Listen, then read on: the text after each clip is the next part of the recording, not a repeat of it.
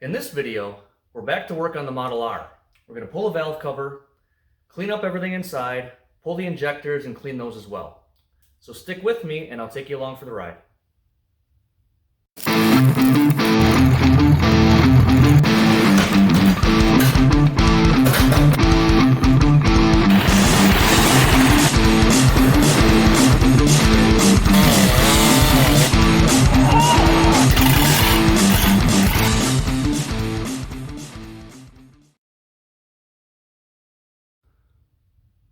All right, as I mentioned, we're going to be working on the valve train and the injectors on the Model R here. So first thing we have to do is loosen up the bolt here on the tensioner for the belt system here and the generator. Then we're going to have to come over here,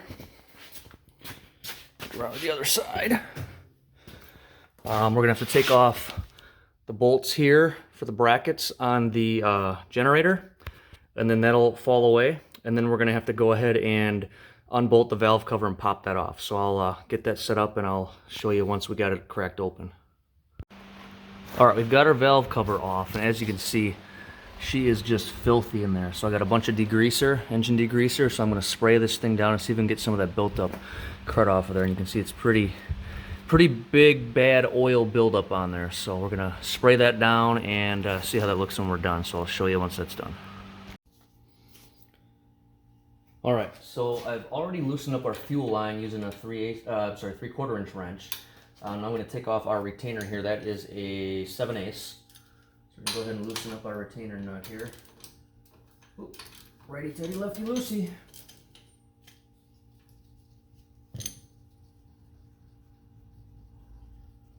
All right, so there's a nut and a lock washer on there, so make sure you take them both off. I've done my best to degrease it so I can actually see what's in there. So these should just slide right off. Okay. There's our retainer. All right, set those aside in a safe place. Now our injector should slide right out. Now this one looks like it's gonna be pretty gummy because it's been in there a while, so we'll see what happens. Oh, she moved. Oh, there it goes. It popped out, but yeah, it is pretty gummy. Oh my. Yep, these definitely needed to be cleaned. Come on, focus. I mean, you can see even on the end there by the tip. Come on, focus. Well, it's all gummed up. So I'm going to actually just take this whole thing and set it in my ultrasonic cleaner to give it a good head start on the outside. Then I'm going to get the other side off. So I'll put that in the ultrasonic cleaner, and then I will catch you all back up once I'm done. So I've showed my ultrasonic cleaner in other videos, but here's what my setup is. It's a Central Machinery one from Harbor Freight. Normally what I do is, well, I mix it with, I use Simple Green 50/50 mixed with water. Normally I'll pour it right in the reservoir here inside the ultrasonic cleaner, but it's really hard to get out of there. Can't really leave it because it seems to want to like eat through the edges up here and rust them out. So trying something different this time where I'm actually pouring the Simple Green into a gallon freezer bag and putting the injector inside there and running it that way.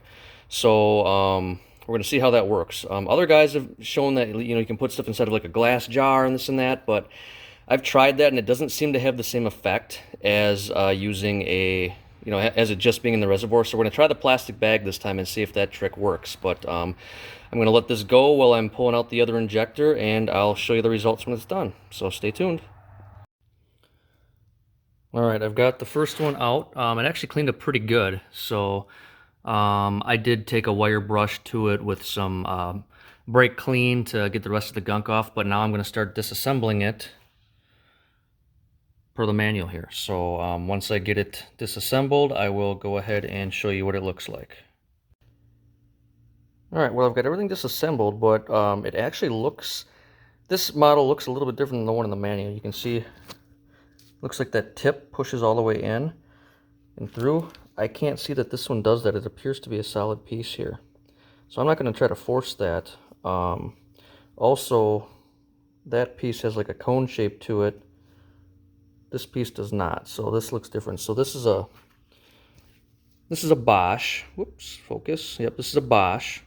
I know there's one other model that I can't think of it off the top of my head. You can comment down below in the comments if you know what that is. I'm sure it's in the manual here somewhere, but I just don't have it at my fingertips. But anyways, I went through and blasted everything out with carb cleaner. This stuff wasn't too bad, but these nozzles were plugged. A couple of them were plugged, so I don't know if you can see here, but you can see the hole down in there. So I took my carb cleaner and I, with the long hose on it here, and I went down in there and I blasted it a few times, and it appears to have gotten that blockage out. So something to point out too, you're supposed to be able to take a 14 thousandths broach to clean out those tips. I don't have one of those. And you can take a number 54 drill to clean out that passage. So instead of that broach, what I did is I found, hopefully you can see that, a piece of wire off of a wire brush, and that fit just perfectly inside those holes, so I was able to ream those out. And then now when you blast carb cleaner through it, you get nice jets out of all 4 orifices. So, you know, you don't always have the tools you need, so sometimes you got to work with what you got, and that's what I got. So hopefully that works out. Here, I'll actually go ahead and I'll put you back up on the tripod and show you how that, how those jets are coming out of there now. Just one second. All right, here we go on the tripod. I'll try to get my nozzle down in there, and we'll give her a squirt. You see all 4 squirting nice and evenly now, so it looks like our blockage is out. So hopefully once we get this back together, the R will run and start much better. Not that it didn't run bad before, but it did seem to start hard. So we'll see if this makes a difference now that it's atomizing the fuel more than just like squirting it or not getting enough fuel. So anyways, I'm going to go ahead and get this all put back together, and then I will clean up the other one. If everything goes the same way as this one did, there's not much else to show you on that. Otherwise, I'll jump in, I'll show you something if it's not, you know, looking good. So otherwise, I'll pick you back up when we're putting it all together, back on the tractor. I guess I could show you this. So this is what the injector looked like as it came right out of the ultrasonic cleaner. So you can see it did a pretty good job of getting most of the gunk off. Most of that stuff is just loose on there, and I can take right off with a rag and some carb cleaner. But yeah, that's what it looks like. So I'm going to go ahead and get this guy all cleaned up, and I'll catch you back up when I'm putting it back on the tractor. All right, we got this injector all cleaned up. Now I'm going to actually show you how to install it. It's really quick and easy, actually. Fuel inlet kind of goes up like this. So we're going to slide it back in the block. Try not to bang the tip on anything to get it all gooed up again. So I'll go ahead and slide that in there. There we go. Okay. Make sure our fuel inlet, hopefully you can see that with me in the way, is in line there with the fuel line. Let's go ahead and try to get our fuel line back in where it's supposed to go. Actually, no, first we're going to put our retainer on. Let's do that first. Yep. Okay, retainer goes like this, slides on that stud there. This feature here basically straddles the injector. Slide that on there. Get your lock nut back on, or lock washer back on there. And your nut.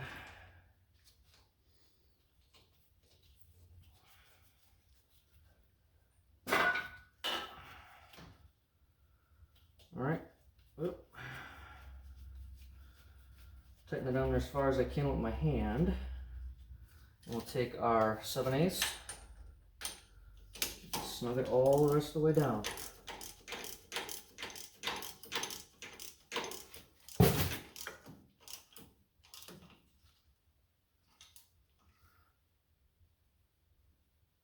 Okay, that's snug. Now we'll get our fuel line back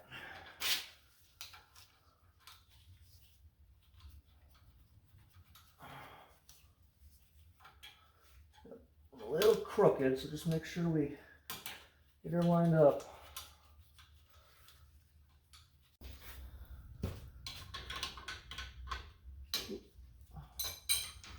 Wrong wrench. There we go. We got it started.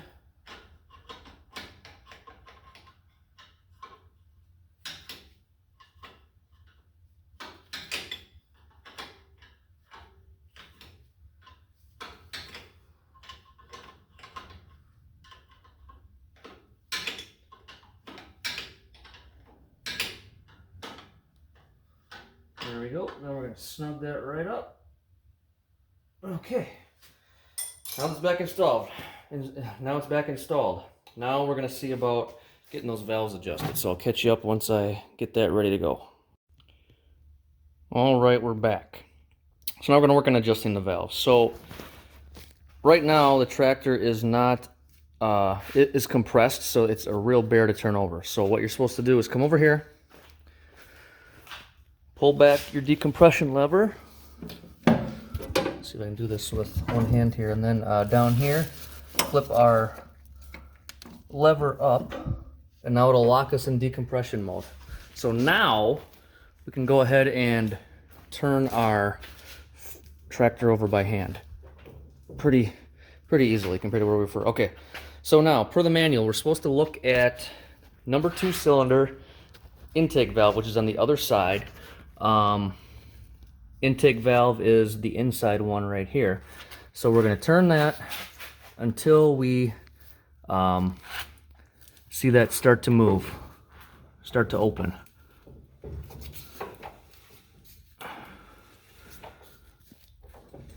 Okay, there she's starting to open. Now, I'm gonna go over here in the flywheel, and we have a mark right here.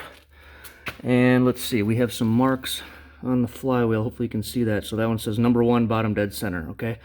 So we're supposed to turn that until we see number 1, top dead center, okay? So I'm gonna work on turning that.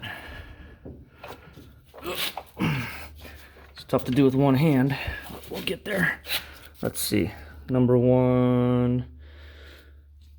There's number 1, top dead center. All right, we're gonna get that down to the bottom here, if we can, without hurting ourselves. Okay, here we go. Where is it? Number 1, top dead center. So now number 1 is on this side, so you can see, as I'm rocking this here, neither of the valves on this side are moving. So that means number 1 is at top dead center. Now we can go ahead and adjust our tappets here. So I'm going to go ahead and put us up on the tripod so you can watch how this is done. 1 second. All right, there we go. That should give us a good view. Okay, so what we're going to need is a 3/4 inch wrench and a 9/16 inch wrench. Here is our block or stop nut, and here's the adjusting nut. Manual also says we can use a feeler gauge 20 thousandths, but on an older engine it may throw off the readings, but we're going to see where it is. So first thing we have to do is loosen up our stop nut. Get that loose. Now we can move our adjuster. So it says turn in until basically it seats on the valve guide. So we're going to turn it in. There, we can feel it seat. Slight drag on the tube there. So right there. Now, right about there. Now, we're going to back it out 1/3 of a turn, and that should give us about 20 thousandths clearance down here. So we're going to go ahead and back it out 1/3 of a turn. So let's see here. 1/4 of a turn. It's going to be about right here. 1/3 of a turn. It's going to be about right there. So let's take our feeler gauge and see what that gives us down here. See if it's about 20. Yeah, it's a little on the tight side, so we'll back it out just a little bit more. There, that's pretty good, 20 thousandths. All right, so now we'll go ahead and use our 3/4, move it a little bit.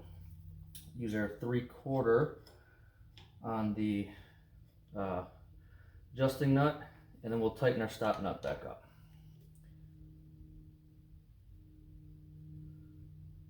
Okay, double check with our feeler gauge. Yep, we got some movement. All right, that is right about 20 thousandths. So we're gonna go ahead and do the same thing on the other valve. This one's gonna be tough to get to because we got this tube in the way here, but looks like we can still get there from the back. All right, loosen up that stop nut. Turn in until we're lightly seated on that tube, just a slight drag. And now we're gonna turn out 1/3 of a turn. Okay, so 1/4 of a turn is going to be about here, and 1/3 of a turn is going to be about there, right about there. Go down here, check with our feeler gauge to see that we're close. That feels pretty spot on to me. Okay. Same thing, we'll go ahead and get our 3/4, hopefully, yep, there we go, on here. Tighten our stop nut. And snug it up. Okay. Take our feeler gauge one more time and double check. That feels pretty good to me. Okay, that's good. So now what we have to do is rotate the flywheel 1/2 a turn, and that'll put cylinder number 2 at top dead center. So we'll go ahead and rotate it, and you can watch the valves as we're going here.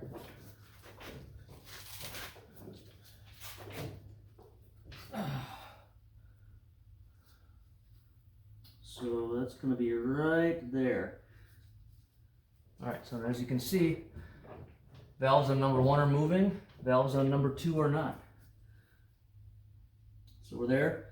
Now we can go ahead and do the same thing on the other side. I'm not going to go ahead and show you that. It's going to be the exact same thing I just did, so it'll be a little bit boring, but that's how you do it. So basically that's what we're going to accomplish today. Once that's done, I'm going to throw our valve cover back on and put our brackets back together, but that'll be it. All right, we got our valve cover and everything back on, so that job is done. That's where we're going to end this video, but please stay tuned. We're going to have more videos upcoming on the Model R, including getting that pony motor back together and back in the tractor. So hope you all enjoyed. Please consider subscribing to help keep this sort of thing going. Until the next one, take care.